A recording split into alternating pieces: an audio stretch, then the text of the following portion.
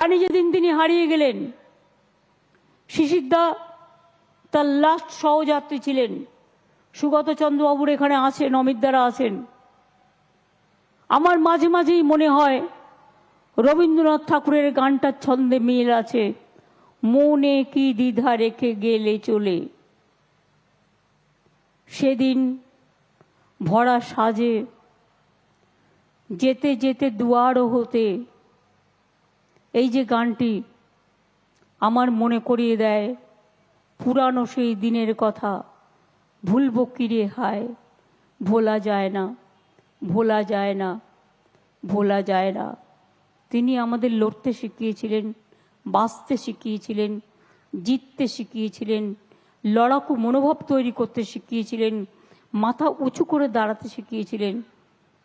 তাই গান্ধীজি তাকে প্রথম দেশনায়ক, জাতীয় নেতা, দেশনেতা বলে গান্ধীজি তাকে স্বীকার করে নেন।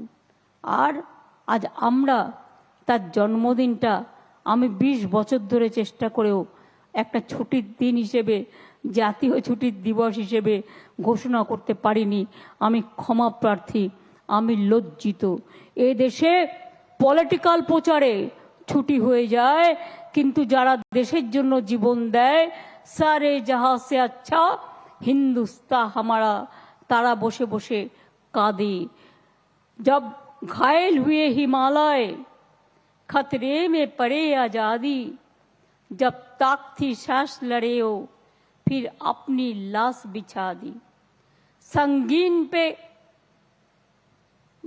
संगीन पे धर पर माथा सो गए अमर बलिदानी, जो शहीद हुए हैं उनकी जरा याद करो कुर्बानी। আমি ইয়াদ করছি এবং এই গানটি শেষেও আছে, জয় হিন্দ, জয় হিন্দ, জয় হিন্দ ওই সেরা। সুতরাং জয় হিন্দ চিরকাল বেঁচে থাকবে। নেতাজি সুভাষচন্দ্র বোস কোথায় গেল, হারিয়ে গেল, ফিরে পেলাম না। আজও আমরা জানি না। সবচেয়ে আমাদের লজ্জার যে মানুষটা সারা বিশ্বের গৌরবে তাকে স্যালুট জানায়, আমরা আজও জানি না তিনি চলে যাওয়ার পর তার কি দশা হলো, তার উপর কি অত্যাচার হয়েছিল, তিনি কোথায় ছিলেন, তিনি কি আদৌ লুকিয়েছিলেন, বা তাকে কোথায় রাখা হয়েছিল। তার মাঝে কেউ কেউ বলেছিল ছাই পাঠাবো, আমি বলে ছাই নেবো না, আমরা জীবন্ত নেতাজিকে চাই,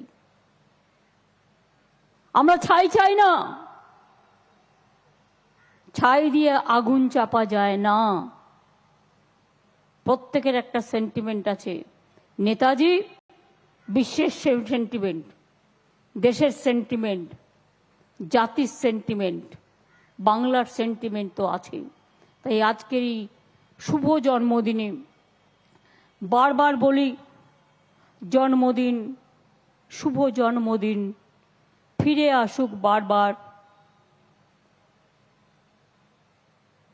জানি না ভালো আছেন কি না, তবুও বলি ভালো থাকুন, সুস্থ থাকুন, আশীর্বাদ করুন, আমরা যেন আপনার পথে চলতে পারি।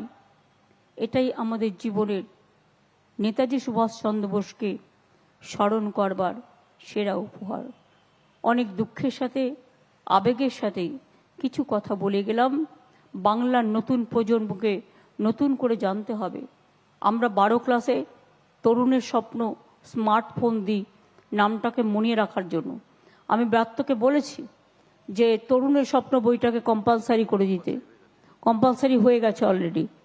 এবং আমি অমিতদা, Sugata Bose, Chandrababu, Arup Biswas, Firhad Hakim, Indranil Sen, chief secretary Gopalika, Rajeev Kumar DG, Nandini home secretary, Vineet CP, Bratya Bose সহ, মিত্র চ্যাটার্জি সহ, আমি শান্তনু সহ আইএনসিএর যে টিম গান করেছে তাদের সকলকে, প্রেস মিডিয়া সহ সকলকেই আজকের এই দিনে বারবার এই দিনটি ফিরে আসুক আমাদের হৃদয়ে নেতাজিকে স্মরণ করার জন্য।